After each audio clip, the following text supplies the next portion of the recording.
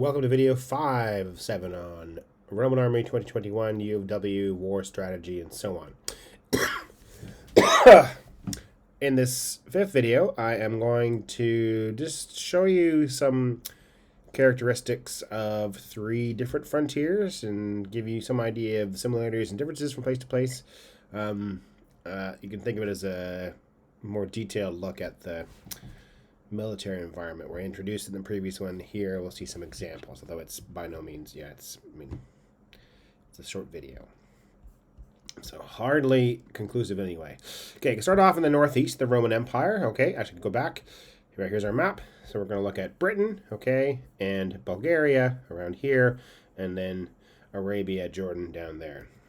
Okay, so here, 3 corners. Oh yeah, I even had a map ready. Britain, especially the north, but also down into Wales, Bulgaria, especially along the Danube, and then down here in Arabia. Okay. All right, so here's a map of Roman Britain. You can see some of the main roads. You can see Hadrian's Wall, the top, and later Antonine Wall. Names of the peoples who lived here, etc., etc. Okay. We'll look at Isca down in Wales and up around Hadrian's Wall. Hadrian's Wall is a beautiful, glorious place. If you ever get a chance, you should totally go. The countryside is remarkable. Look how green it is. It's minus 1,000 outside, and there it is, so green. This is one of the more famous spots, Hadrian's Wall Mile Castle. Whose name I've forgotten, but anyway, there it is. So this wall, not quite unique, but certainly a remarkable place, extended for nearly 80 miles from the west coast of that little corner of England through the east coast. It had bigger and smaller towers, mile castles, and forts all on the way. This is obviously a smaller one with controlled access at various points, sort of going up and down over, as you can see, the quite hilly terrain, and some of them are more pronounced than that. Reasonably well preserved. Of course, one of the most famous places, one we've talked about already a little bit, Vindolanda, which is actually just south of the wall, predated the wall as well. A lot of the Vindolanda tablets and so on deal with things that happened earlier. Here you can have a glance looking in towards, I think it's the barracks, but it might also be the baths, come to think of it. Anyway, there's Vindolanda, which was a bigger structure. It continued in existence after the wall was built. It predated it and continued for centuries later. So the original, and you can see reconstructed walls there. Give you an example of the layout. So I showed you sort of a typical fort or playing card, bigger legionary fort. Here's a smaller one along Hadrian's Wall. You can see it has a similar sort of shape, this playing card shape with the barracks, etc., and roads crisscrossing in the middle. Some of the main bases. This is from Segedunum along Hadrian's Wall.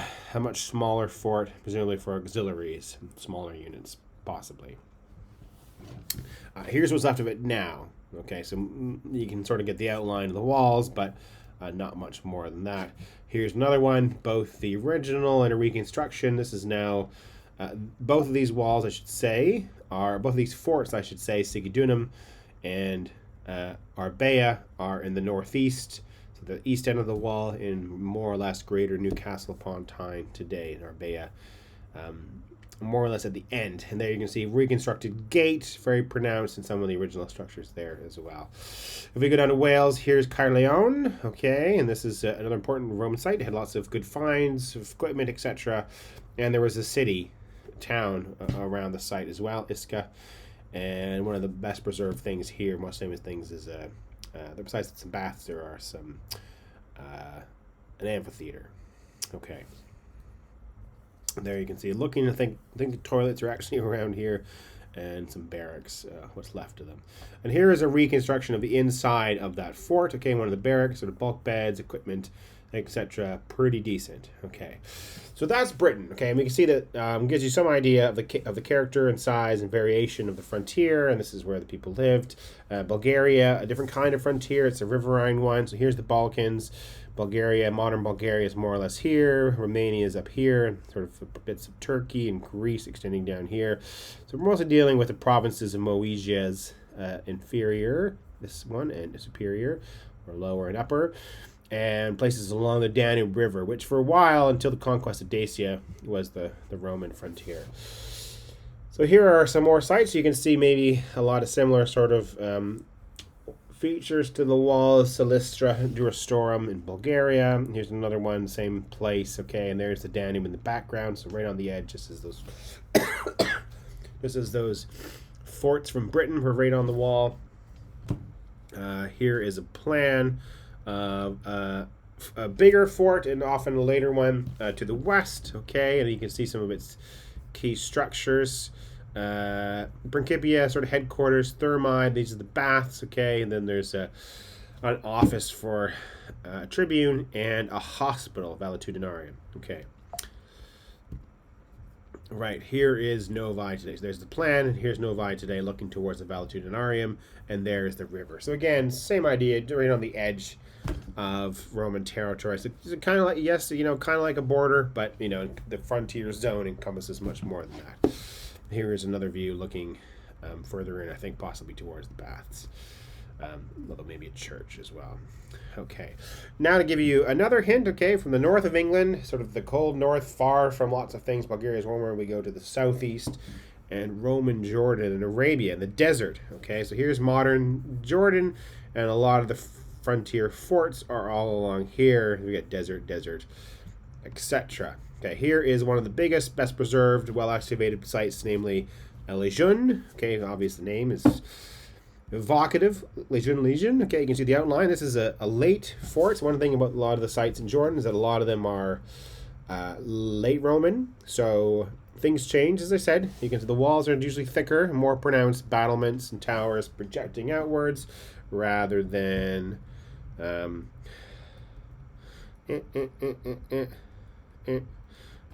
of on the inside. Okay.